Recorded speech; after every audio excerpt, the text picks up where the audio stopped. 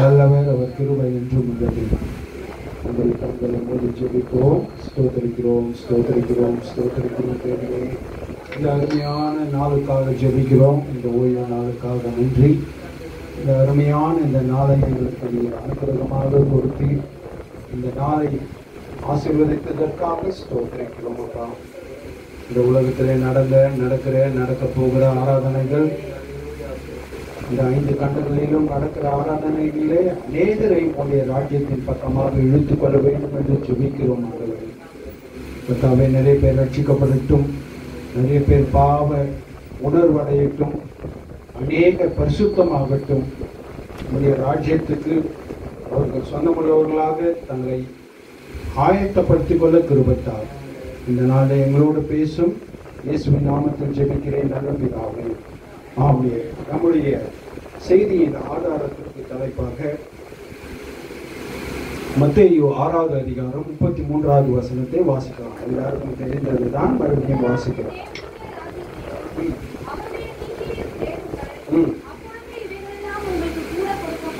ஹல்லேலூயா. முதலாவது தேவனுடைய ராஜ்யத்தையும் அவருடைய நீதியையும் தேடுங்கள், அப்பொழுது இவைகளெல்லாம் உங்களுக்கு கூட கொடுக்கப்படும். அப்படியே மத்தேயு 5வது அதிகாரத்தை எடுத்துக்கொள்ளலாம். மத்தேயு 5வது அதிகாரம் 5வது வசனம், 10வது வசனம், 20வது வசனத்தை வாசிக்கலாம்.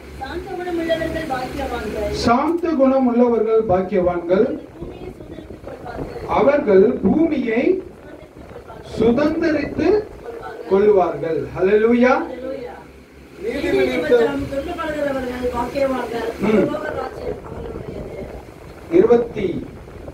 20வது வசனத்தை வாசிக்கலாம்.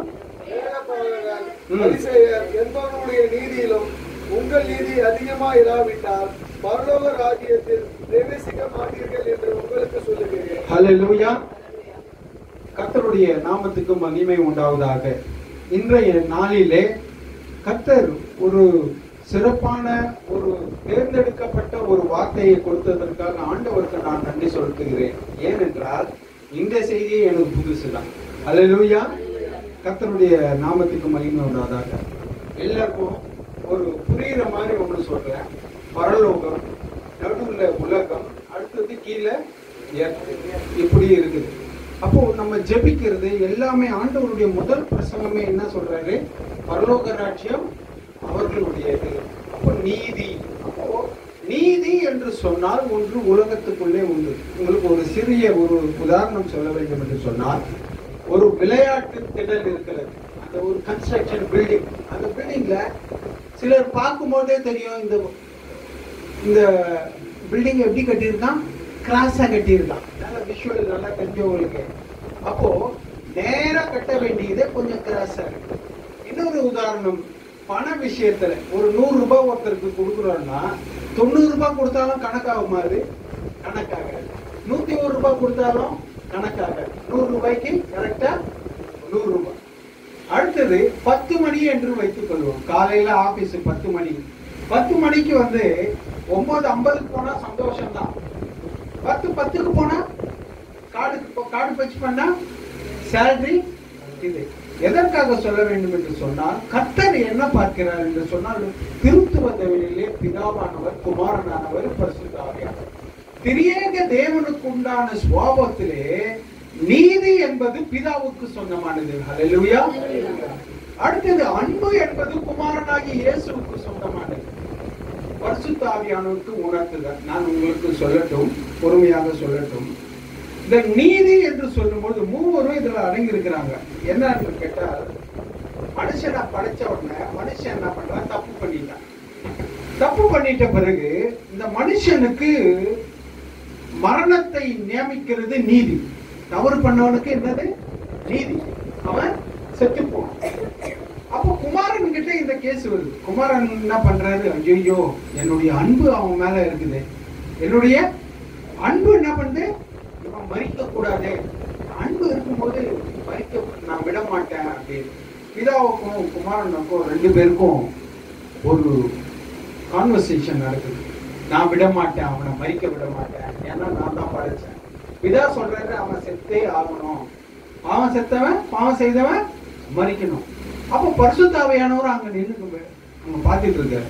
அப்பொழுதுதான் குமாரன் தானா வந்து என்ன சொல்றாரு, சரி மிருகங்கள் எல்லாம் வச்சு அவன் பாவத்தை மேல போட்டு அந்த மிருகம் சாகட்டும். இல்ல, இது ஒத்துக்க முடியாது. ஏனென்றால் அது 5 அறிவு, இவனுக்கு 6 அறிவு. உடனே வேற என்ன இருக்கிறது, ஒரு மனுஷன் தான் சாகணும். உடனே குமாரன் என்ன பண்றாரு, பரலோகத்திலிருந்து இறங்கி வந்து அந்த மனுஷன் செய்கிற பாவம், செய்ய போகிற பாவம் எல்லாவற்றையும் தன் மீது எடுத்துக்கொண்டு அவர் சிலுவையிலே மரித்து அவனுக்கு ஜீவனை வாங்கி கொடுத்தார். உனக்கு நீ மரிக்க வேண்டிய மரணத்தை நான் ஏற்றுக்கொண்டேன் அப்படின்னு சொல்லி மனுஷனாகிய நம்மை இன்றைக்கு விடுவித்து இருக்கிறார். ஹல்லேலூயா. பரிசுத்த ஆவியாகிய தேவன் என்ன பண்றாருன்னா, நமக்கு இன்னைக்கும் சரி பரிசுத்த ஆவியானவர் நமக்கு கண்டித்து உணர்த்துவார். அடிக்கடி என்ன சொல்றாரு, நீ தவறு செய்தவன், உனக்காக இயேசு மரித்தார், இன்றைக்கு உன்னை வாழ வைத்திருக்கிறார். அதை உணர்த்த வேண்டிய வேலை. 3த்துக்கும் வசனம் இருக்குது. பிதாவாகிய தேவன் மத்தேயு 3வது அதிகாரம் 15வது வசனத்தை வாசிக்கலாம். மேத்யூ சாப்டர்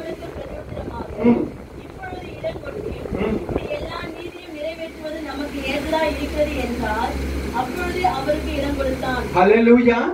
இப்போ ஞானஸ்நானம் எடுக்கிறதுக்கு இயேசுவும் நிக்கிறாரு, யோவான் ஸ்நானகனும் நிக்கிறாரு. 2 பேரும் நிக்கிறாங்க. ஆனால் யாருதான் யாருக்கு ஞானஸ்தானம் கொடுக்கணும்? இயேசுதான் யோவான் ஸ்நானகனுக்கு தரணும். ஆனால் பிதாவினுடைய நீதியை நிறைவேற்றுவது நமக்கு இப்ப தேவை. அதனாலதான் ஒரு மனுஷன் தேவகுமாரனா இந்த உலகத்துல பிறந்து தூதர்கள் அறிவிச்சு எல்லாம் வந்தாலும் இந்த உலகத்தினுடைய நீதி ஒரு ஊழியக்காரன் அந்த பிதா குமாரனாகிய இயேசு கிறிஸ்துவுக்கு ஞானஸ்தானம் கொடுக்கிறார். ஹல்லேலூயா. அப்போ இயேசுவுக்கு ஞானஸ்தானம் கொடுக்கிறார்னா நீதியை நிறைவேற்றுகிறார். அடுத்து 3வது இந்த இடத்துல நீங்க வாசிக்கலாம். யோவான் 16வது அதிகாரம் 8வது வசனத்தை வாசிக்கலாம். ஜான் சாப்டர் 16 verse 8 வாசிங்க. அவர் வந்து பாவத்தை குறித்தும் நீதியை குறித்தும் நியாய தீர்ப்பை குறித்தும் கண்டித்து உணர்த்துவார். இயேசு வந்து எப்படி பண்ணுவார்னா, பரிசுத்த ஆவியானவர், நான் சொன்னேன்ல பிதாவாகிய தேவன் நீதியானவர், அவருடைய ராஜ்யம் நீதியானது, அவருடைய அரசாட்சி நீதியானது. அதனாலதான் நம்ம பண்ணோம், பரம எருசலேமே பரலோகம் விட்டிறங்கதே அழகான மனவாட்டியாய். அப்ப அந்த பரலோகம் உம்முடைய ராஜ்யம் வருவதாக. ராஜ்யம், the kingdom of heaven filled with righteousness. ஹல்லேலூயா. பரலோக ராஜ்யம் எதனால நிரம்பி இருக்குது தெரியுமா? நீதி, நீதி, நீதி. எல்லாம் அப்படியே ஸ்டன் ஆயிடுது. என்னன்னா, சாதாரணமா ஒரு கடைக்கு போய் நாங்க ஒரு பொருளை வாங்குறோம். அவனுக்கு 700 ரூபாய்க்கு அவன் என்ன பண்ணிட்டான்னா 680 ரூபான்னு கணக்கு போட்டு எங்க கையில கொடுக்குறான். 680 600 ரூபான்னு தான் கணக்கு போட்டு கொடுக்குறான். ஆனால் நாங்கள் வாங்கின பொருட்கள் எவ்வளவு தெரியுமா? 800 ரூபாய்க்கு உண்டான பொருள். உடனே நாங்க டேலி பண்ணிட்டு அவன் சொல்லிட்டு காசும் கொடுத்தாச்சு. எல்லாம் ஒரு நிமிஷம் பாக்குறோம். நாங்கள் வாங்கினது 800 ரூபாய்க்கு, கொடுத்தது எவ்வளவு? 600. அப்போதான் மனசாட்சி பேசுது, நீதி பேசுது. நீ 200 ரூபாய் அவனுக்கு கொடுக்க வேண்டாம் சார். மறுபடியும் கால்குலேட் பண்ணுங்க. ஆமா சார் 800 ரூபாய் 800 ரூபாய் ஆகுது சார் அப்படின்னு. உடனே பரவாயில்ல போங்க அப்படின்னு அவன் சொல்றான். நான் சொன்னேன், இல்ல அந்த 200 ரூபாயில கையில கொடுக்குறேன். ஹல்லேலூயா. எதற்காக சொல்லுகிறேன்? நீதி. ஒருத்தர் பாக்குறோம், உதவி செய்யறதுக்கு தோணுது, நம்ம கையில இருக்குது காசு அப்படின்னா அந்த இடத்துல நீதி. ஹல்லேலூயா. சின்ன சின்ன விஷயத்திலையும் நீதி செய்யும் பொழுது தேவனே வந்து நிற்கிறார். ஹல்லேலூயா. இந்த இடத்துல பார்க்கும்போது பரிசுத்த ஆவியானவர் பாவத்தை குறித்தும் நீதியை குறித்தும் நியாயத்தையும் நியாய தீர்ப்பையும் கண்டித்து உணர்த்துவார். அவர் தான் பரிசுத்த ஆவியானவர். ஹல்லேலூயா.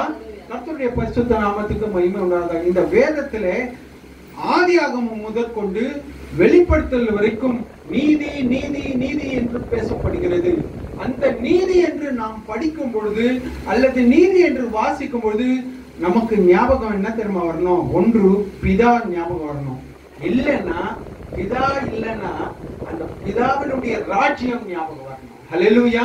நீ நீதியை, பரலோக ராஜ்யம் அவர்களுடையது. மறுபடியும் மேத்யூ சாப்டர் 5 வாசிக்கலாம். மேத்யூ சாப்டர் 5 வாசிக்கலாம். சாந்த குணம் உள்ளவர்கள் பாக்கியவான்கள், அதாவது பீஸ் மேக்கர்ஸ். அடுத்தது சுதந்திரித்துக் கொள்ள, பூமி அவர்களுடையது. 10வது வசனத்தை வாசிக்கலாம். நீதி செய்து துன்பப்படுகிறவர்கள், அதாவது நீதினா தவறே செய்யல, ஆனா போய் அவனை எடுத்து போய் உட்கார வச்சிருக்காங்க. நீதி நிமித்தம் துன்பப்படுகிறவர்கள் பாக்கியவான்கள். அவங்க என்ன எங்க போவாங்க? பரலோக ராஜ்யம் அவங்களுக்கு சொந்தமா. ஹல்லேலூயா. கர்த்தருடைய பரிசுத்த நாமத்துக்கு மகிமை உண்டாகட்டும். இந்த நாள்ல கர்த்தர் நம்மை நீதிமான்களாக மாற்றுகிறார். என்னன்னு கேட்டா, நம்ம வெறுமையா பாவம் தரித்து இங்க வாசிக்கலாம். ஏசாயா 64 6வது வசனத்தை வாசிக்கலாம். Isaiah chapter 64 verse 5 and 6. மகிழ்ச்சியாய் நீதியை செய்கிறவர்களையும் உம்முடைய வழிகளில் உம்மை நினைக்கிறவர்களையும் சந்திக்கிறேன். நாங்களோ அவைகளுக்கு விரோதமாக எப்பொழுதும் பாவம் செய்தபடியினாலே தேவரீர் கடும் கோபம் கொண்டீர், இன்னமும் தப்பி இருக்கிறோம். எங்களுடைய ஐசாயா சாப்டர் 64 verse 5 and 6. எங்களுடைய நீதி எல்லாம் அழுக்கான கந்தை போல இருக்கிறது. நம்ம மனுஷர்களா இருந்திருக்கிறோம். அந்த நீதியை நம்ம தவறும் பொழுது எப்படி இருக்கிறோம்? நிர்வாணிகளாய் மாறுகிறோம். ஆண்டவர் அதனால தான் சொல்றாரு, நீதியின் சால்வையை எனக்கு தந்தீர். ஆண்டவர் நீதியின் சால்வையை போட்டுதான் நம்மளுடைய அநீதி என்கிற ஒரு நிர்வாணத்தை மறைக்கிறார். ஹல்லேலூயா. கர்த்தருடைய நாமத்துக்கு மகிமை உண்டாக நான் வேகமா போகிறேன். முதலாவதாக வாசிக்கலாம் சங்கீதம் 23:3 வாசிக்கலாம். சங்கீதம் 23:3. அவர் என் ஆத்துமாவை தேற்றி தம்முடைய நாமத்தினிமித்த என்னை நீதியின் பாதைகளில் நடத்துகிறார். என்னன்ற மனுஷன் நம்ம பாடின பாடல் போல திசை கெட்டெங்கும் அலைந்திடாமல் தீவிரம். அப்போ நமக்கு மனுஷனுக்கு பாதை என்பது ஒன்று தெரியவில்லை. என்ன நினைச்சோமோ, நான் நினைச்சா இவ்வளவுதான். இந்த பழைய காலத்துல எல்லாம் கூலி கொடுக்கும் பொழுது எப்படி கொடுப்பாங்கன்னா, இவர்கிட்ட இருந்து வரணும், ஒரு படி அரிசி கொடுக்கணும் அப்படின்னு சொன்னா, இவருக்கு படிக்கு கீழே எதனா வச்சுட்டு அளந்து போடுறவர் எப்படி பண்ணுவாரு? சீட் பண்ணுவாரு, ஏமாத்துவாரு. அந்த ஒரு படி, இவன் உழைப்புக்கு ஒரு படி இவ்வளவு நெல் கொடுக்கணும் அப்படின்னா அதுலயும் சிக்கி நிற்கும். அதனாலதான் அந்த பாதை தெரியவில்லை. ஆண்டவர் சொல்லுகிறார் நீதியின் பாதை என்று சொல்லுகிறார். நமக்கெல்லாம் பாதையை காண்பித்தவர் ஆண்டவர் மாத்திரமே. ஹல்லேலூயா. நமக்கு வழி இல்லாத இருந்தோம், கர்த்தர் நம்மை நீதியின் பாதையிலே நடத்த ஆரம்பிக்கிறார். இரண்டாவதாக யோபு 33வது அதிகாரம் 26வது வசனத்தை வாசிக்கலாம். ஜோப் சாப்டர் 33:26. விண்ணப்பம் பண்ணும்போது அவன் அவருடைய சமூகத்தை கம்பீரத்தோடு பார்க்கும்படி அவர் மேல் பிரியமாகி அந்த மனுஷனுக்கு அவனுடைய நீதியின் பலனை கொடுப்பார். நான் எதற்காக சொல்லுகிறேன்? வேதத்திலே ஒரு வசனம் தொடர்கொண்டு கடைசி வரைக்கும் நீதி என சொல்லப்பட்டிருக்கிறது. அதனாலதான் நீதியை நம்ம பிராக்டிஸ்ல கொண்டு வரணும்னு ஆண்டவர் சொல்றாரு. நீதியை பற்றி பேசணும், நீதியை பற்றி யோசிக்கணும், நீதியை பற்றி நடக்கணும்.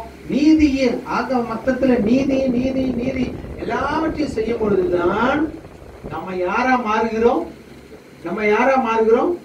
நீதிமானாய் மாறுகிறோம். சொல்லுங்க பார்க்கலாம்.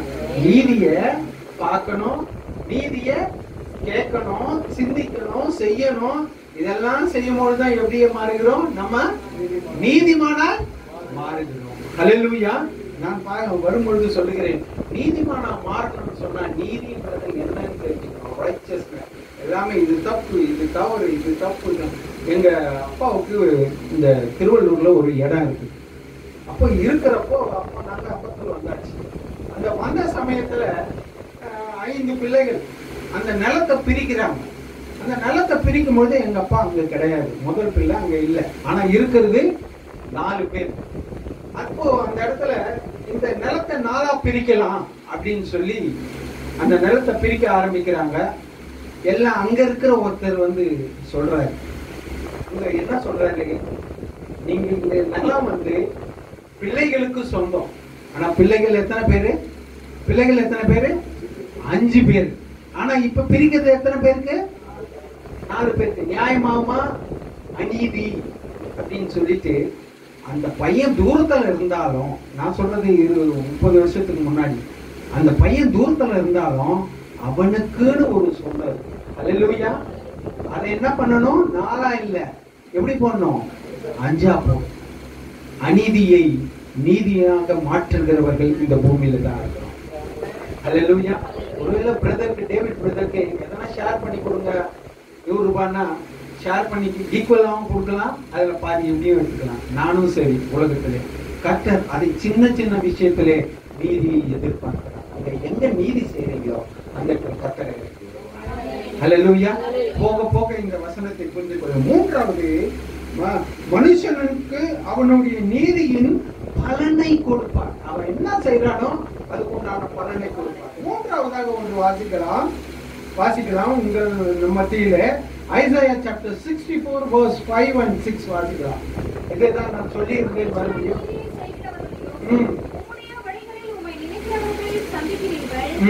நாங்களோ அவைகளுக்கு விரோதமாக எப்பொழுதும் பாவம் செய்தபடியினாலே கடும் கோபம் கட்டி. இதை நீங்கள் வாசிக்கும் பொழுது அவர் ரட்சிப்பின் வஸ்திரங்களை எனக்கு உடுத்தி நீதியின் சால்வையை எனக்கு கொடுத்தார். நான் முன்னாடியே சொன்னேன், மனுஷன் பாவமா செய்யறதுனால அவனுக்கு இருந்த நீதியின் வஸ்திரத்தை அவன் என்ன பண்ணிட்டான்? ஃபர்ஸ்ட் எப்படி ஆகுதுன்னா, கந்தன்னா எப்படின்னு கேட்க பாருங்க. ஃபர்ஸ்ட் அது ஷர்ட்டா எங்க இருக்கும்? பீரோல இருக்கும், கடையில இருக்கும். அடுத்து எங்க வரும்? 2000 rupeesக்கு பீரோல இருக்கும் நீதி. அந்த நீதி என்ன பண்ணும்? பீரோல இருக்கிறது நல்லா ஒரு 4 முறை ஷர்ட் போட்டுரும், நல்லா கல்யாணத்துக்கு ஃபர்ஸ்ட் டைம் போட்டு எல்லாம் முடிச்சிடும். அடுத்த முறை எங்க போவோம்? லோக்கல்ல ஒரு ஷாப்பிங் பக்கத்துல எங்க இருக்கோ அங்க போக ஆரம்பிக்கும். ஓகேவா? ஒரு ட்ரெஸ். அதுக்கப்புறம் என்ன பண்ணும்? அந்த ட்ரெஸ் ஒரு 10-15 முறை கொஞ்சம் தள்ளி போட்டா எங்க போகும்? அடுத்து டேபிள் துடைக்க அப்படி போகும். கடைசியில் அது எங்க போகுது? கிச்சனுக்கு போகுது. எங்கன்னா அங்க கருப்பா ஒரு பாத்திரம் இருக்கும்.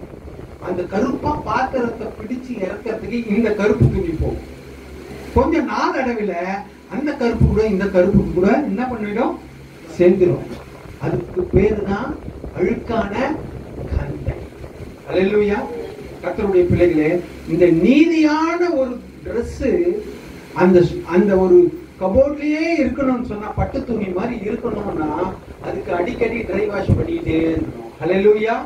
கர்த்தருடைய பிள்ளைகளே, நீதியை ஆண்டவர் நமக்கு வைத்திருக்கிறார். கர்த்தர் நீதி, நம்ம அழுக்கான கந்தைகளா பாவைகளா இருந்தோம், அதை அப்படியே எடுத்துட்டு வர்றாரு. அங்க இருந்து கிச்சன்ல இருந்து தூக்கிட்டு வந்து அது நல்லா வாஷ் பண்ணி சிலுவையில சிவேர் என்று இருந்தாலும் அதை பஞ்சை போல, சங்கீதம் 51 சொல்லப்பட்டது போல பஞ்சை போல வெண்மையாக மாற்றி அதை மறுபடியும் அதே ஹேங்கர்ல கொண்டு வந்து மாற்றுகிறாங்க. அல்லேலூயா. நீங்க ஒருவேளை ட்ரை பண்ணி பாருங்க, இப்படியே போன ஒரு கந்த துணியை மறுபடியும் தோச்சி எடுத்துட்டு வந்து போட முடியுமான்னு நினைக்கிறீங்க? முடியாது. பட் அது ஆண்டவரால முடியும், ரத்தத்தால முடியும். அடுத்ததாக வாசிக்கலாம். நம்ம நீதியின் மார்க்கம் என்று வாசிக்கலாம். 2 Peter chapter 2 verse 21. 2 பேதுரு 2வது அதிகாரம் 21வது வசனம். அவர்கள் நீதியின் மார்க்கத்தை அறிந்த பின்பு தங்களுக்கு ஒப்புவிக்கப்பட்ட பரிசுத்த கற்பனையை விட்டு விலகுவதை பார்க்கலாம். அதை அறியாதிருந்தார்கள், ஆனால் அவர்களுக்கு நலமாயிருக்கும். நீதியின் மார்க்கம், நம்ம வழி தப்பி, அதுக்காகத்தான் பாடுறோம், மார்க்கம் தப்பி வழி திரிந்தோரை மார்க்கத்துக்கு கொண்டு வருகிற ஆண்டவர். ஹல்லேலூயா. ஒருவேளை நம்மளுடைய மார்க்கம் தான் என்னது? வொர்ஷிப். நம்மளுடைய வொர்ஷிப் மார்க்கம்னா வழி. அடுத்தது ஒரு கொள்கை. அடுத்தது ஒரு விதமான ஒரு என்ன சொல்லலாம், ஒரு கான்ஸ்டன்ட். இந்த மார்க்கம் தப்பி இந்த கட்சிகள் பார்க்கலாம், இந்த கட்சி இந்த கட்சி, இந்த அரசியல் ராஜ்யங்கள் எல்லாமே நாங்க நீதின்னு பேசலாம். ஆனா இந்த ராஜ்யங்களை காட்டிலும் பரலோக ராஜ்யம் நாம் பெரிய. அல்லேலூயா. இந்த மார்க்கத்திலே நமக்கு ஆண்டவர் பெரிய காரியங்களை அறிந்திருக்கிறார். அதனாலதான் இந்த வசனத்துல சொல்லப்பட்டிருக்கிறது, அவங்க கற்பனைகளை கை கொண்டுட்டு விட்டுட்டு போயிடுறாங்க. எப்படி? எனக்கு நல்லா எங்க ஆபீஸ்ல ஒருத்தர் இருக்காரு.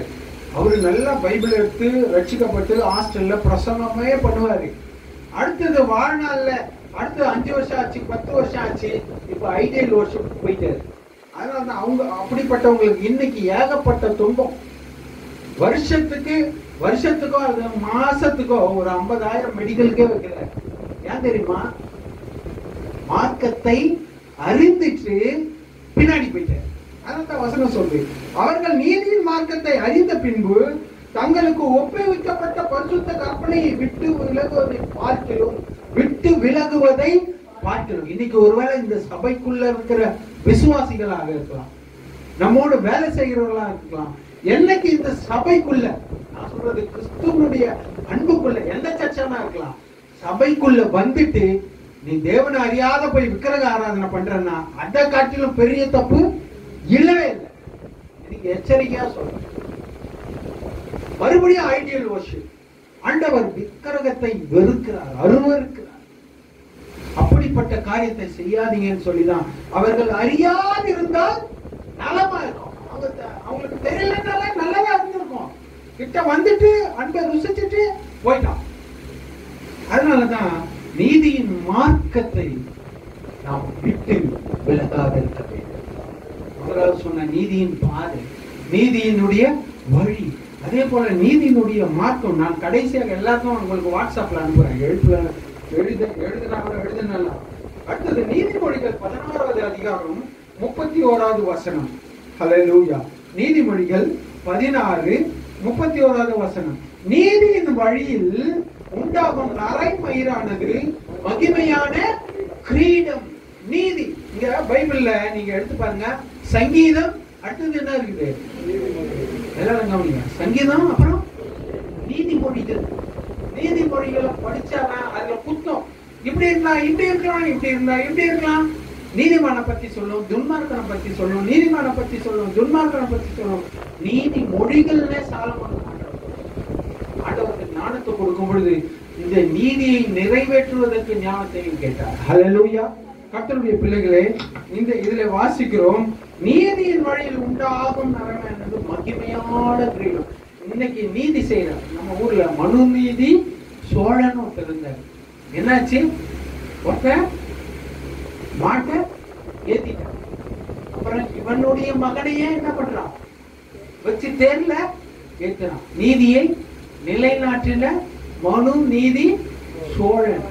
இந்த சாதாரண உலகத்துல இருக்கிற மனு நீதி சோழன் வாசிக்கலாம். என் அப்பன் இயேசு கிறிஸ்துவனுடைய நீதி இவ்வளவு பெருசு. ஹல்லேலூயா. கர்த்தருடைய பள்ளியில அது மகிமையான கிரீடம். நீதியை நிறைவேற்றவனுக்கு அவன் வருவானா, 2 பேருக்கும் கரெக்டா தான் பேசுவான். ஹல்லேலூயா. நம்ம பத்தி சாட்சி எப்படி இருக்குது? இல்ல இவரு சார்பா தான் பேசுவாரு, இவரு சார்பா தான் பேசுவாரு, இல்ல கரெக்டா தான் பேசுவாரு. ஹல்லேலூயா. அப்படிப்பட்ட ஒரு நீதியை நாம் கடைபிடிக்க கர்த்தர் நம்மை நீதிமானாக மாற்றுகிறார். அதனால்தான் நீதியின் வழியில் உண்டாகும் நரைமயிரானது மகிமையான ஜீவன். இது என்ன தெரியுமா அர்த்தம்? சின்ன வயசுல நல்ல கருப்பு முடியில இருந்தே அவன் நீதியை பேசி பேசி பேசி பேசி என்ன பண்றான்? அப்படியே நீதியை பேசி பேசி இப்ப எப்படி ஆயிடுச்சு? ஹேர்ஸ் எப்படி ஆயிடுச்சு? நரைமுடின்னா மீனிங் என்ன அர்த்தம்? அவனுக்கு வயசாச்சு. சின்ன வயதுல இருந்து வாலிபனாயி நல்ல அடுத்த குடும்பஸ்தனாயி கடைசியில இவர் கடைசி மூச்சு வரைக்கும் என்ன பேசுறாரு? நீதி. அதனால நீதியின் கிரீடம் என்று சொல்லப்பட்டிருக்கிறது. அடுத்ததாக வாசிக்கலாம். ஒவ்வொன்னா சொல்லிட்டே போனேன். 2 தீமோத்தேயு chapter 4 verse 7 and 8. இது முதல் வாசியுங்கள். நல்ல போராட்டத்தை போராடினேன், ஓட்டத்தை முடித்தேன், விசுவாசத்தை காத்துக்கொண்டேன். இது முதல் நீதியின் கிரீடம் எனக்காக வைக்கப்பட்டிருக்கிறது. நீங்க அடுத்து வாசிக்கலாம். நீதியுள்ள நியாயாதிபதியாக கர்த்தர் அந்நாளிலே அதை எனக்கு தந்தருள்வார். எனக்கு மாத்திரமல்ல, அவர் பிரசன்னமாகுதலை விரும்புகிற யாவருக்கும் தந்தருள்வார். இந்த பவுலுடைய வாழ்க்கையில கடைசியாக நீங்கள் போய் பவுல் கிட்ட, பவுலே நீங்க பேசின ஊழியம், இந்த அப்போஸ்தலர்ல எழுதின எல்லா பயணங்கள், இந்த நாட்கள், இந்த கடல் போனது, பிரயாணம் எல்லாத்துலயும் நீங்க ஒரு வார்த்தை சொல்ல விரும்புறீங்க. என்ன ஐயா வார்த்தை சொல்றீங்க அப்படின்னு கேட்டாரா, இதான் சொல்லுவாரு. நல்ல போராட்டத்தை போராடினேன். போராட்டம்னா நான் எவ்வளவு பெரிய உலக போராட்டம் இருக்கு. போராட்டமே ஒரு 10 போராட்டம் இருக்கு. ஆவிக்குரிய போராட்டம், நல்ல போராட்டத்தை போராடின 10 போராட்டம் வச்சுங்க. அடுத்தது ஓட்டத்தை முடித்தேன். இந்த ஓட்டத்தை ஓடும்போது இந்த பக்கம் நீங்க பார்க்கலாம், இந்த பாரமான யாவற்றையும் உதறி தள்ளி விட்டு லக்கை நோக்கி. அப்போ இவங்க சொல்லும் போது எங்க விட்டாரு? லக்குக்கு விட்டாரு. அல்லேலூயா. இது எல்லாத்தையும் விட்டுட்டு எங்க வந்துட்டாரு? லக்க அடைஞ்சிட்ட பிறகுதான் இந்த வார்த்தையை சொல்றேன். நல்ல போராட்டத்தை போராடினேன், ஓட்டத்தை முடித்துட்டேன், முடிச்சாச்சு. அடுத்தது என்ன சொல்ற? விசுவாசத்தை. கர்த்தருடைய பிள்ளைகளே, நீதியை பின்பற்றவர்கள் 3 இருக்கா? நல்ல போராட்டம் நீ போடுறியா? ஓட்டத்தை முடிக்கிறியா? சிலர் சொல்லுவாங்க, பாஸ்டர் எல்லாம் சொல்லும் போது, ஓட்டத்தை துவங்குங்க, நல்லா சந்தோஷமா துவங்குங்க, ஓடுங்க, ஓட்டத்தை நல்லபடியா முடிக்கிறியான்னு. முடித்தேன், விசுவாசத்தை காத்துக்கொண்டேன். டெய்லி நீங்க ஒரு ஜபம் பண்றா, ஆண்டவரே நல்ல போராட்டத்தை போராடணும், ஓட்டத்தை முடிக்கணும், விசுவாசத்தை காத்துக்கணும். இந்த 3 டேமேஜ் ஆகக்கூடாது. அப்பதான் இது முதல் நீதியின் கிரீடம். எங்க போறேன் நானு? எனக்காக என்ன இருக்குது? ஒரு பெரிய ஆண்டவர் அதை கொடுக்க போறார், அதை வாங்க போறார். அவர் சொல்லும்போது சொல்றாரு, எனக்கு மட்டும் இல்ல, நீதியுள்ள யாரு கொடுக்க போறா? நீங்க இங்கிலீஷ்ல பார்க்கலாம், இங்கிலீஷ்லயும் சரி, சப்ஜெக்ட் யாரு எல்லாம் இந்த இடத்துல வரும்போது, நீதியுள்ள நியாயாதிபதி யாருக்கு தராரு அப்படின்னா அவரு கொடுக்கிறவரு. நம்ம சப்ஜெக்டா மாறுறோம். சப்ஜெக்ட் யாருன்னா எனக்கு தர போகிறார் அப்படின்னா நம்ம சப்ஜெக்ட் ஆப்ஜெக்டா மாறும். அவரு சப்ஜெக்ட், நம்ம ஆப்ஜெக்ட். நீதி அப்போ தரும் பொழுது அது மாத்திரம் சொல்ல, அந்நாளிலே அதை எனக்கு தருவார். எனக்கு மாத்திரமல்ல, பட்டாபிராமில இருக்கிற அவருடைய பிரசன்னமாகுதலை யாவருக்கும் ஹல்லேலூயா.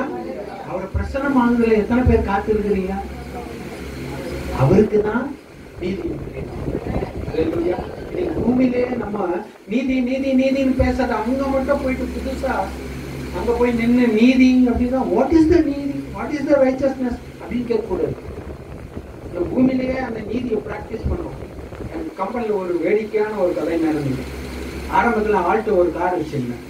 தான் அந்த இடத்துல எடுத்து கொடுத்தாங்க. நான் காரை எடுத்துட்டு போறேன். அது ஆல்ட்டோ காரு, மாருதி கம்பெனி. அதை எடுத்துட்டு நேரம் போய் கம்பெனி வாசல்ல எல்லாரும் போகிற போது நானும் போய் நிக்கிறேன். என் காரை செக்யூரிட்டி வெளியே உள்ள செக்யூரிட்டி என் காரை உள்ள அலோவ் பண்ணல. எல்லாரும் தான் காரை எடுத்துட்டு வரான். எனக்கு பின்னாடி ஒரு 5 பஸ் நிக்குது. எல்லாம் பாம்பாவும் ஹார்ன் அடிக்கிறான். அதுக்கப்புறம் செக்யூரிட்டி சொன்னேன், சார் ஓரமா பார்க் பண்ணுங்க சார், உங்களுக்கும் பார்க்கிங் இருக்குன்னு. எனக்கு ஒண்ணுமே புரியல. எல்லாத்தையும் சேர்ந்து ஓரம் எடுத்துட்டு கம்பெனிக்குள்ள வந்துட்டேன். அப்பதான் அங்க புதுசுல அப்பதான் சொல்றான், இது ஹுண்டாய் கம்பெனி. ஹுண்டாய் கார் மட்டும்தான் உள்ள அலோடு, வேற கம்பெனி உள்ள அலோடு இல்ல. கர்த்தருடைய பிள்ளைகளே, சியோனில் பாவிகள் திகைக்கிறார்கள். அங்க எல்லாம் வெள்ளை ட்ரெஸ்ஸும் எல்லாம் அப்படியே சந்தோஷமா இருக்கிற சமயத்துல ஒரு பாவி போனான்னா தானா தெரியும் இது கருப்பு. அல்லேலூயா.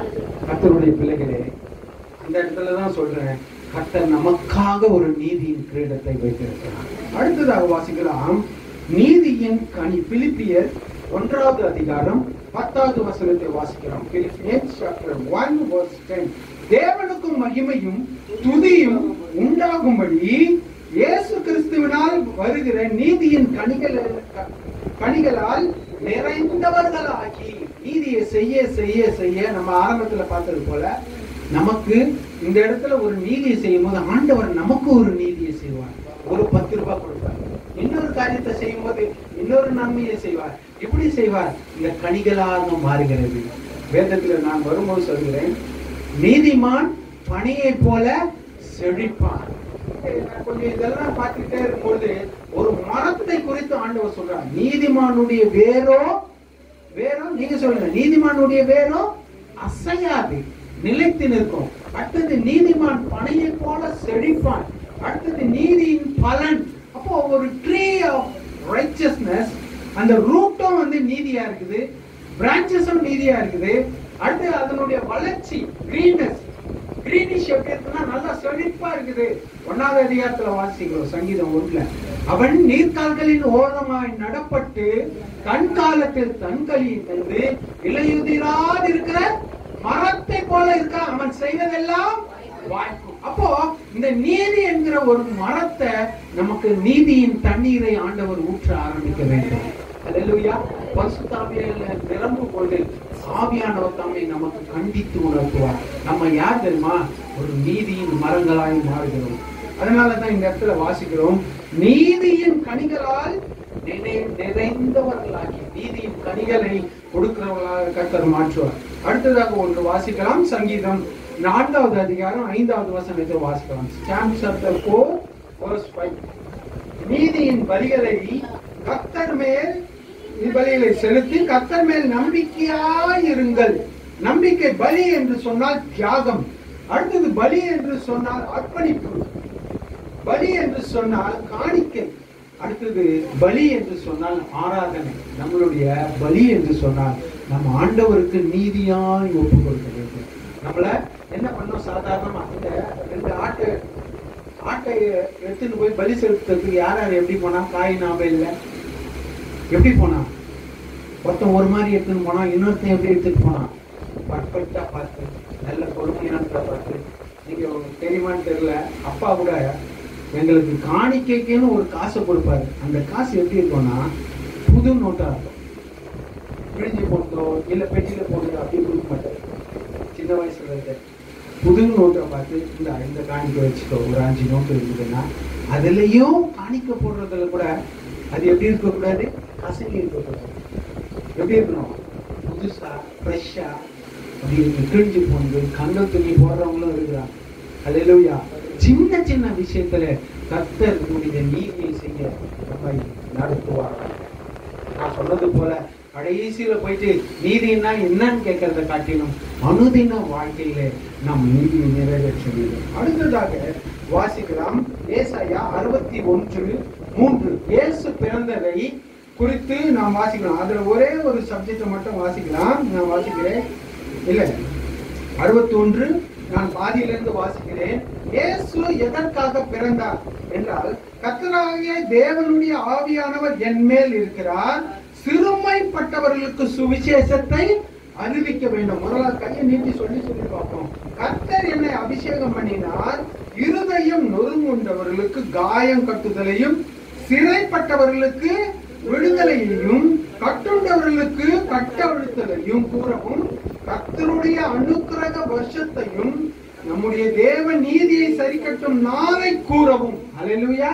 அடுத்ததுதான் துயரப்பட்ட அனைவருக்கு ஆறுதல் செய்யவும், சீயோனிலே துயரப்பட்டவர்களை சீர்படுத்தவும், அவர்களுக்கு சாம்பலுக்கு பதிலாக சிங்காரத்தையும், துயரப்பட்டவர்களுக்கு பதிலாக ஆனந்த தைலத்தையும், ஒடுங்கின ஆவிக்கு பதிலாக துதியின் உடையை கொடுக்கவும் அவர் என்னை அனுப்பினார். அல்லேலூயா. நீங்க இந்த ஒரு வசனத்திலே இயேசு பிறந்து வளர்ந்து வாழ்ந்து எதுக்கு பூமியில வந்தாரு? மரிக்கவும், கடைசியில எதை பத்தி சொல்லுவோம்? நம்முடைய தேவன் நீதியை சரிக்கட்டும் நாளை கூறுவோம். நியாய தீர்ப்பு இருக்குது, நியாய தீர்ப்பு இருக்குது. ஆண்டவர் சொல்றாரா இல்லையா? இயேசு சொல்லும் போது. அப்ப ஏசாயா பல வருஷத்துக்கு முன்பதாகவே ஒரு மனுஷன் பிறப்பார் இயேசுன்னு. அவர் எதுக்கு தெரியுமா இந்த பூமியில வராரு? காயம் கட்டுறதுக்கு வராரு, இதுக்கு வராரு. இந்த ஒவ்வொரு சப்ஜெக்டும் ஒவ்வொரு வசனத்துக்கும் 10 ஒரு ஆதாரத்தை கொடுக்கலாம். காயம் கட்டுதலை அவிழ்க்கிறதுக்கு, விடுதலை பண்ணவும். இப்படிப்பட்ட சூழ்நிலையில தான் இயேசு பிறந்து வளர்ந்து வாழ்ந்து நீதியை அறிவிக்கும்படியாக வந்தார். அப்போ நீங்களும் நானும் கூட எதுக்கு தெரியுமா இருக்கிறோம்? ஆண்டவருடைய சிசுகளா நீதியை செய்யவும், அடுத்தது நீதியை நிலைநாட்டவும், நீதியை பற்றி அறிவிக்கவும். அப்போ நோவா என்ன பண்ணாரு? நீதி ஒரு நாள் இந்த பூமி அழிய போகுது அப்படின்னு சொல்லி நீதியை பற்றி விளக்குகிறார். அல்லேலூயா. நீங்கள் ஒவ்வொரு படிக்கட்டாக நீங்கள் வாசித்துக் கொண்டு வந்தால் அடுத்ததாக வாசிக்கலாம். Isaiah chapter 58 verse 6 and 6, 8, 9. நான் இடையில வாசிக்கிறேன். உனக்கு உகந்த உபவாசம் அப்பொழுது விடியற்கால வெளுப்பை போல உன் வெளிச்சம் எழும்பி உன் சுகவாழ்வு சீக்கிரத்தில் துளிர்த்து உன் நீதி உனக்கு முன்னாலே செல்லும், கர்த்தருடைய மகிமை உன்னை பின்னாலே காக்கும். இதுக்கு நான் ஒரு டைம் எடுத்துக்கிறேன். இன்னைக்கு யார் தெரியுமா உன்னை காக்கிறது? ஆண்டவர் காத்தாலும், ஆண்டவருடைய நீதி ஒரு பக்கம் இருந்தாலும், அவருடைய நீதி செய்யறதுனால உன் நீதி உன்னை காக்கும். என்ன சொல்றாங்க? தலைக்கு வந்தது தலப்பாவோடு போச்சு. அப்ப யாரோ ஒண்ணு காப்பாத்துறாங்கன்னா யாரு? நீ செய்த தர்மம். இந்த உலகத்தான் சொல்லுகிற ஒரு வார்த்தை, நீ செய்த தர்மம். அப்பா ஹாஸ்பிட்டல்ல இருக்கும்பொழுது யாரோ ஒருத்தருக்கு போன் பண்ண, அவருக்கெல்லாம் ஒண்ணுமே நடக்காது. யாரோ ஒருத்தர் போன் பண்ணி அப்பாவுக்கு உடம்பு சரியில்லை அப்படின்னு விசாரிக்கிறாங்க. அவருக்கெல்லாம் ஒண்ணுமே ஆகாது. அவர் அவ்வளவு ஊழியம் செய்திருக்கிறாரு ஆண்டவருக்காக. ஆண்டவருக்காக அவ்வளோ ஊழியம் செய்திருக்கிறார். நிறைய பேருக்கு ஜெபம் பண்ணியிருக்காரு, நிறைய பேருக்கு விடுதலை வாங்கியிருக்காரு. இன்னைக்கு உட்கார்ந்து இருக்காருன்னா அவருடைய நீதி அவரை காப்பாற்றி. ஹல்லேலூயா. எத்தனை பேர் கையை உயர்த்தி ஹல்லேலூயா, ஹல்லேலூயா, ஹல்லேலூயா. அப்போ உன் நீதி உனக்கு முன்னாலே செல்லும். இன்னைக்கு ஒரு தீர்மானத்தை எழுதுங்க. இந்த ஆகஸ்ட் மாதம் 31ஆம் தேதி, ஆண்டவரே எனக்குன்னு இருக்கிற ஒரு நீதியை நான் பார்க்கிறேன், அந்த நீதி என்னை காக்கணும் அப்படின்னா நான் நீதியை செய்யணும். ஹல்லேலூயா. நான் நீதியை செய்ய நான் நாளைக்கு ஒரு இன்ஸ்டன்ட் நடந்தா கூட கர்த்தர் என்னை காப்பார். முக்கியமா சொல்லும் போது நான் பயணத்துல எல்லாம் ஏதாவது ஒரு வீட்டு வேலை இருந்தா கூட அங்க எங்கன்னா ஒரு டிராக்ஸ் கொடுக்கலாமா, பைபிள் கொடுக்கணுமா அப்படின்னு பேசுவோம் வீட்டுல. அவங்களுக்கு எனக்கும் ஒத்தே வராது. அப்போ ஒரு வார்த்தை சொன்னேன். என்னன்னு தெரியுமா சொன்னேன்? நம்ம போகிற ஒரு காரியத்துல டிரைவிங்ல எதிர முட்டினானோ எவனோ வந்தாலும் சரி, நம்ம போகிற ஒரு ஊழியத்தினுடைய காரியம் நம்ம பாதுகாக்கணும். ஹல்லேலூயா. எங்கேயோ ஒருத்தருக்கு மண்டலோட எங்கேயோ ஒரு போறேன், அந்த ஊழியக்காரர் போன் பண்ணி எதனா கொடுக்கணுமா ஐயா அப்படின்னு, அவர் 10 பைபிள் எடுத்துவாங்க ஐயா, நியூ டெஸ்ட்மென்ட் எடுத்துவோம், எத்தனோர் ஐயா, என் வேலையை காட்டலாம், அவர் வேலையை கொடுத்துட்டு தான் அடுத்தது போவேன். ஏன் தெரியுமா? அவருடைய நீதியை செய்ய. அப்ப ஆண்டவர் பார்ப்பாரு, இவன் எங்க போறான், இவன் விஷயமா போறானா இல்ல இது போறானா? ஆண்டவர் பார்ப்பாரு, அந்த நீதியை பார்த்து என்னை தப்பு. இந்த வசனத்தை நீங்க எழுதி வச்சுக்கோங்க. உன் நீதி உனக்கு முன்னாலே செல்லும். உன் நீதி என் சமூகம் உனக்கு முன்பதாக செல்லும்ன்றது வசனம் தான். அது கூட என் நீதி எனக்கு முன்னாலே செல்லும். ஹல்லேலூயா. அடுத்த வாசிக்கலாம். வெளிப்படுத்துதல் 22:11 வாசிக்கலாம். நான் சீக்கிரத்தில் முடிக்கப்பட்டேன். அநியாயம் செய்கிறவன் இன்னும் அநியாயம் செய்யட்டும், அசுத்தவன் இன்னும் அசுத்தமாயிருக்கட்டும், நீதி உள்ளவன் இன்னும் நீதி செய்யட்டும், பரிசுத்தம் உள்ளவன் இன்னும் பரிசுத்தம். இந்த 3 விஷயத்தை பாத்தீங்க. அநியாயம், நியாயம். ஏற்கனவே இங்க சபையில பேசி இருக்கிறேன்னு நினைக்கிறேன். எத்தனை பேருக்கு ஞாபகம் இருக்குன்னு தெரியல. இன்னைக்கு 5 ரூபாய் திருடுருவேன், நாளைக்கு 50 ரூபாய் திருடுறோம், 50 ரூபாய் திருடுருவேன், 500 ரூபாய் திருடுவான். இது அநீதி பெருகிட்டே போகுது. இந்த பக்கம் 5 ரூபாய் தர்மம் பண்ணவன் 50 ரூபாய் தர்மம் பண்றான், 500 ரூபாய் தர்மம் பண்றான். அடுத்தது இந்த பக்கம் 5000 தர்மம் பண்றான். அதனாலதான் பைபிள் வசனம் சொல்றது, கடைசியில வெளிப்படுத்திலே கடைசியில 22:11 அநியாயம் செய்கிறவன் அநீதி செய்கிறவன் இன்னும் செய்யட்டும், நியாயம் செய்கிறவன் நீதி செய்கிறவன் இன்னும் நீதி உள்ளவன் செய்யட்டும். அடுத்தது பரிசுத்தம் உள்ளவன் பரிசுத்தம். 3 கான்செப்ட் தான். அநியாயம் செய்கிறவன் செய்ய, அதை விட்டுரு. அப்போ நமக்கு இருக்கிற 2 காரியம் என்னன்னா, நம்ம நீதி செய்யணும், பரிசுத்தமாகணும், ஆண்டவரை பார்க்கணும். அதுக்கு அடுத்தது அந்த எண்டு, அந்த வசனத்தினுடைய எண்டு வாசிங்க. நம்முடைய கர்த்தராகிய இயேசு கிறிஸ்து கிருபை அனைவரோட இருப்பதாக. அவர் வரும்போது இந்த எல்லாத்தையும் நமக்கு கொடுப்பார். ஹல்லேலூயா. கர்த்தருடைய பிள்ளைகளை நான் முடிக்கிற ஒரு தருணத்துக்குள்ள வந்துக்கிறேன். இப்படியாக நீதி நீதி நீதி என்று சொல்லி இன்னொரு வசனத்தை வாசிங்கள். ஒரே நிமிஷம் வாசிக்கலாம். எபிரேயர் 5வது அதிகாரம் 13வது வசனத்தை வாசிக்கலாம். ஹீப்ரூ சாப்டர், எபிரேயர் 5:13 வாசிக்கலாம். பால் உண்கிறவன் குழந்தையாய் இருக்கிறபடியினாலே நீதியின் வசனத்தில் வழக்கம் இல்லாதவனா இருக்கிறான். நாம சொல்லலங்க, தானா சொல்லல.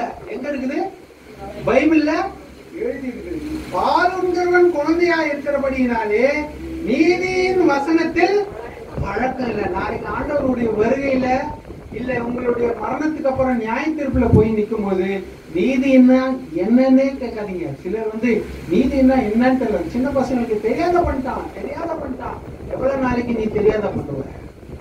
ஆண்டவர் சொல்றாரு, இந்த நீதியை பண்ணி பண்ணி பண்ணி நீதியில நீ வாலிபனாயிரு, புருஷனாயிரு, நரைமயிறு உள்ளவனாயிரு. வயசு உனக்கு ஒரு 40 30 இருக்கலாம். ஆனால் நீதி செய்கிறதுலே அதிகமான ஒரு பங்கு இருக்கு. என்னுடைய அம்மாவுடைய அப்பா சரி, அவரு சொல்லுவாரு கரெக்டா என்னென்ன காரியத்தை எல்லாத்துலயும் சொல்லுவார். அவர் சொல்லும் பொழுது சொல்லுவார் நீதி. அதனால்தான் இன்னைக்கு நாங்க ஏன் தெரியுமா, நீதிமான்களால் நாங்கள். அல்லேலூயா. நீதிமான பத்தி பைபிள் என்ன சொல்லுது அப்படின்றது நான் சில வசனங்களை சொல்லி நான் உங்களுக்கு முடிக்கிறேன். வாசியுங்கள். சில வசனங்களை சொல்கிறேன். நீதிமானுடைய பற்றி வேதாகமம் சொல்கிறேன். வாசியுங்கள். உங்களுக்கு வாசிக்கலாம். நீதிமொழிகள் 12வது அதிகாரம் 3வது வசனம் 10வது வசனம் இதை வாசிக்கலாம். நீதிமானை குறித்து வேதம் என்ன சொல்லுகிறது என்று வாசிக்கலாம். நீதிமான் தன் மிருக ஜீவனை காப்பாற்றுகிறான். அல்லேலூயா. நீதிமான் இதை கவனிங்க. வேதத்துல சாதாரணமா சொல்லப்படல. அதுக்கு அர்த்தம் சொல்ல, துன்மார்க்கனும் இருக்கிறான், நீதிமான் இருக்கிறான். நீதிமான் பனையை போல செழிக்கிறான். நீதிமானுடைய வேர் மிருக ஜீவன்களை காப்பாற்றுகிறான். என்ன தெரியுமா, இவன் நீதி செய்து செய்து செய்து வீட்டுல நடுவுல ஒரு நாய்க்குட்டியோ பூனைக்குட்டியோ ஏதோ இருக்குது அப்படின்னு சொன்னா, மாடு இருக்குது அப்படின்னு சொன்னா, நீதி நமக்கு மனுஷனுக்கும் போய் இப்போ நீதி எங்க போகுதுன்னா, டிராவல் வித் த அசெட்ஸ். பக்கத்துல என்னென்ன இருக்கும் அசசரி. மிருக ஜீவன்கள், ஒரு மிருகம் கஷ்டப்படுது அல்லது ஒரு இது கஷ்டப்படுதுன்னா, ஐயோ அதுக்கு உதவி செய்யலாமே. நீதி மேல இருந்து நம்ம தலை மேல ஆர்வம் சிரசுல ஊற்றுற மாதிரி நீதி அப்படியே நம்ம தாயில வச்சு நம்ம கரங்களில வச்சு, அதனால்தான் நீதியின் கரமாக மாறுகிறது, நீதியின் பாதமாக மாறுகிறது, நீதியின் வெளிச்சமாக மாறுகிறது. இந்த நீதி வழிஞ்சு எங்க போடுதுன்னா நம்ம நிலைகளை எல்லாம் போடுது. அல்லேலூயா. நீதிமானுக்கு வரும் துன்பங்கள் அநேகமா இருக்கும். கர்த்தர் அவைகள் என்று அவனை காப்பாற்றுகிறார்.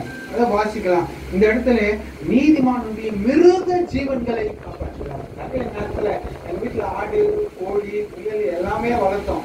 ஆனால் கர்த்தர் ஒரு பிரேயர் ஆயில் எடுத்து போய் ஜெபிக்கும் போது கூட அதுக்கு ஆண்டவர் ஜீவனை கொடுப்பார். அல்லேலூயா. கர்த்தர் நீங்க ஜெபிக்கும் போது மிருக ஜீவன்களை காப்பாற்றுகிறார். வாசிக்கலாம். 12வது அதிகாரம் 10வது வசனத்தை வாசிக்கிறோம். 3வது வசனத்தை வாசிக்கலாம்.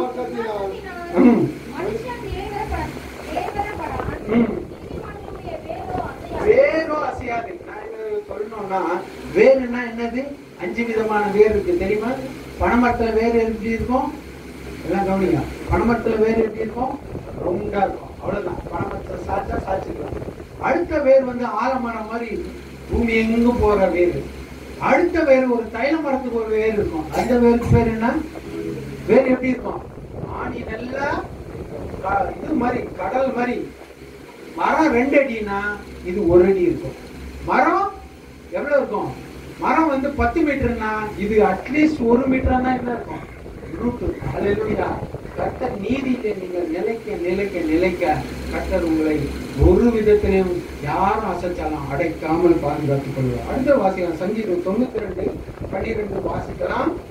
நீதிமான் பனையை போல செழித்து கேதுல போல பனைமரத்தை போல நல்லா உயரமா வளருவான்.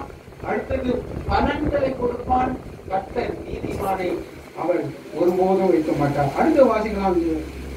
Proverbs chapter 24 verse 16. நீதிமொழிகள் 24:7 வாசிக்கலாம். நீதிமான் 7 தரம் வாசிக்கலாம். 24:7. மூடனுக்கு ஞானம் எட்டாத உயரமாய் இருக்கும். அவன் நியாயஸ்தலத்தில் தன் வாயை திறவான். அல்லேலூயா. நீங்கள் வாசித்து பார்த்தால் நீதிமான் 16 தான வாசிங்க. 24:16. நீதிமான் 7 தரம் விழுந்தாலும் திரும்பவும் எழுந்திருப்பான். இப்போ எல்லாம் கவனிங்க. நீதியை செய்து செய்து செய்து நீதியா இருந்த குழந்தை வாலிபனாகி அடுத்து நீதிமானாகி 7 முறைன்னு சொன்னார். நீதிமான் என்று சொன்னார். அநீதி ஒருவேளை நீங்க செய்து செய்து செய்து பிராக்டிஸ் ஆகி 7 தரம் விழுந்தாலும் நீ எழுந்திருப்ப. ஹல்லேலூயா. இந்த அடிக்கடி தமிழ்நாடு கலைஞரே சொல்லுவாங்க, நீதிமான் 7 தரம் விழுந்தாலும் எழுந்திருப்பான். பைபிள் வாசி. ஹல்லேலூயா. நீங்கள் ஒருவேளை கர்த்தர் ஒரு முறை 2 முறை தவறுனாலும் கர்த்தர் சொல்றாரு, நீ எழுந்து நிற்ப. அப்ப விடுவன்னு அர்த்தம். 7 முறை விடுவ, 7 முறை கர்த்தருடைய வருகை வரைக்கும் நாம் நீதி செய்கிறவர்களாய் இருக்க வேண்டும் என்பதை கர்த்தர் உறுதிப்படுத்துகிறார். அடுத்ததாக வாசிக்கலாம், நீதிமானுடைய மரணம். ஏசாயா 57:2. நீதிமான் சமாதானத்துக்குள்ளே செல்கிறான், நேர்மையானவர்கள் தங்கள் படுக்கைகளில் நிலைப்பார்கள். ஒரு வசனத்துல வாசிக்கிறோம், ஒரு டிரான்ஸ்லேஷன்ல, நீதிமான் சமாதானத்துக்குள்ளே செல்லுகிறான், நேர்மையானவர் தங்கள் படுக்கைகளிலே நிம்மதியாய் ஓய்வு எடுப்பார்களாம். அல்லேலூயா. கர்த்தருடைய பிள்ளைகளே, நீதிமான் செய்யும் போதும் நீதியை செய்து செய்து செய்து அவன் படுக்கையிலே நிம்மதியா தூங்குறான். காரணம் என்ன தெரியுமா? அவன் நீதி அவனை காத்துச்சு, நீதி அவனை தப்பு விட்டுச்சு, நீதி அவனை இப்போ இளைப்பாறுதலுக்குள்ளே கொண்டு போகிறது. ஹல்லேலூயா. ஒருவேளை அப்பதான் இந்த நீதியானவன் கீழே வெளிச்சத்துல சின்ன நீதி டார்ச்சி அல்லது நீதி லைட் இங்க தூங்கிட்டு இருக்கும்போது நீதியின் சூரியன் ஒரு நாள் வருவார். அப்பதான் அந்த சூரியன் கிட்ட எல்லா நீதியும் போய் ஒட்டிக்கணும். கொட்டி நீதி, அவர் பெரிய நீதி, நம்ம எல்லாம் நீதிமான்களா இருக்கணும். ஹல்லேலூயா. அவருடைய அடுத்தது நீதிமான் எழுந்திருக்கிறான். பாருங்க, ஜான் சாப்டர் 3:5. ஒருவன் ஞானத்தினாலும் ஆவியினாலும் பிறக்காவிட்டால் தேவனுடைய ராஜ்யத்தை பிரவேசிக்க மாட்டான். அவன் என்ன பண்றான்னா, பாவத்துக்கு செத்து, ஞானஸ்தானம் என்ன அர்த்தம்? பாவத்திற்கு மரித்து நீதிக்கு பிழைக்க. நீதிக்கு பிழைக்க. எல்லாரும் சொல்லுவாங்க, பாவத்திற்கு மரித்து நீதிக்கு பிழைக்க. அப்ப பிழைக்கிறது. நீங்க எல்லாருமே நான் நல்லா இருக்கிறேன் அப்படி இருக்கிறேன் அப்படின்னு சொல்லாத. பிழைச்சிருக்கிறேன்னா என்னன்னா, ஏற்கனவே நீ டேஞ்சருக்குள்ள போயிட்டு வந்த. ஹல்லேலூயா. எல்லாருமே எப்படி போயிட்டு வந்துட்டோம்? பாவத்துக்கு செத்துட்டு மரிச்சிட்டு நீதிக்காக பிழைப்பு. பிழைப்புன்னா அது தட்ஸ் நாட் எ பர்மனன்ட். நல்ல ஹெல்த்தி மேன சொல்ல முடியாது. ஏதோ கொஞ்ச நாள் நல்லா இருக்கிறாருப்பா அப்படின்வாங்க. இந்த பிசினஸ்ல பாரு, நல்லா இருந்தாம்பா, இப்போ ஏதோ கொஞ்சம் டெவலப் ஆகி வரா. ஹல்லேலூயா. நீதிக்கு பிழைத்திருக்கிற அனுபவத்தை கற்றுக்கொண்டு கடைசியா நித்திய வாழ்வும் நீதியோட தான் இருக்குது அவனுக்கு. வாசிங்க பார்க்கலாம். 1 தெசலோனிக்கேயர் 4:17. 1 தெசலோனிக்கேயர் chapter 4:17. அப்பொழுது உயிரோடு இருக்கிற நாமும் மேகங்களிலே அவர்களுடைய கூட ஆகாயத்தில் எடுத்துக்கொள்ளப்பட்டு எப்போதும் கர்த்தருடனே கூட இருப்போம். ஹல்லேலூயா. நிறைய நேரத்துல இந்த மரண நேரத்துல கடைசியா படிக்கிற ஒரு வார்த்தை, அன்னைக்கு போய் நீதியை பத்தி பிரசங்கம் பண்ண முடியாது. இன்னைக்கு யார் தெரியுமா? நீதியா பண்ணிட்டு, அதனாலதான் கலர்ல எழுதுவாங்க. என்னன்னு எழுதுவாங்க? நீதிமான் என்று எழுதுவாங்க. உத்தமமாய் படித்திருக்கிறாங்க.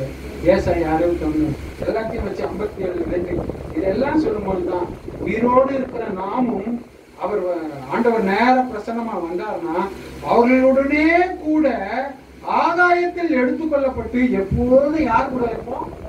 நீதிபரர், நீதி அரசரோட இந்த நீதி போய் ஒட்டிக்கும். ஹல்லேலூயா. இந்த நீதியோட கூட இந்த குட்டி நீதி, குட்டி வெளிச்சம் போய் அந்த நீதியோட ஆண்டவர்கிட்ட போய் கேட்டா, நியாய தீர்ப்பு நேரில் கேட்டா, ஆண்டவரே என்னால முடிஞ்ச நீதியை செய்தேன், அதனால தான் இன்னைக்கு வந்திருக்கிறேன். உங்களுடைய ராஜ்யம் வருவதாக, உங்களுடைய ராஜ்யம் வருவாங்க. மத்தேயு 5 மறுபடியும் வாசிக்கிறார். உங்களுடைய ராஜ்யம் வாழ்ந்த பரலோக ராஜ்யம் அவர்களுடையது என்று சொல்லுகிறார். ஹல்லேலூயா.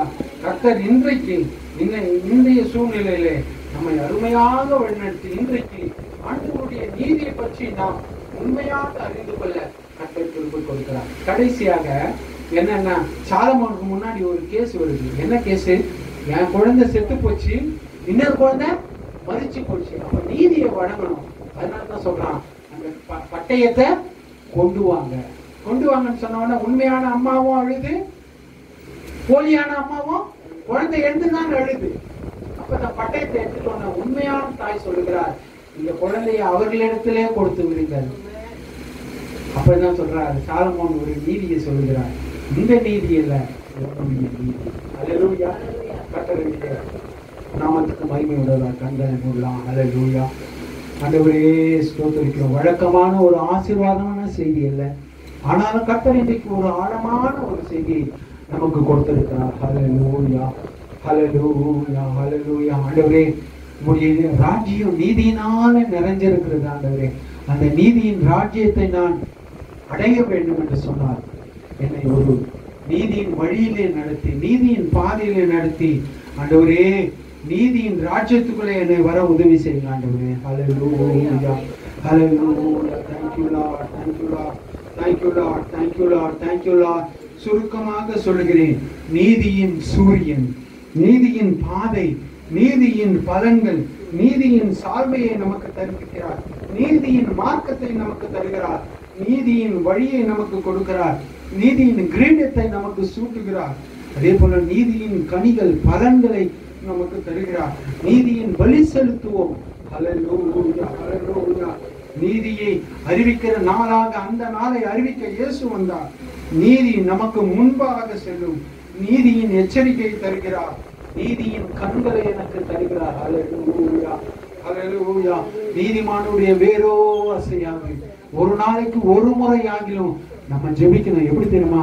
ஆண்டவரே, உம்முடைய நீதி, உம்முடைய ராஜ்யம் எனக்குள்ளே வர வேண்டும் ஆண்டவரே. ஹல்லேலூயா. Thank you Jesus. ஒரு நிமிஷம் கரங்களை எல்லாரும் உயர்த்தி, ஆண்டவரே இந்த நீதியிலே உம்முடைய நீதியை எங்களுக்குள்ளே நிலைநாட்டும்.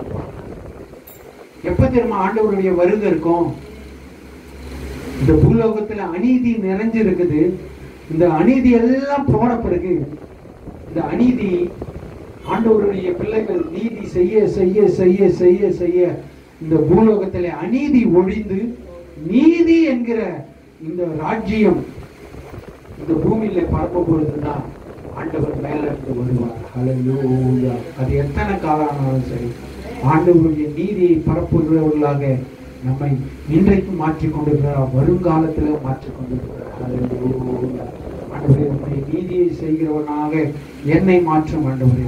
ஹல்லேலூயா. Thank you Jesus. நீதியின் கரத்தினார் தாங்கி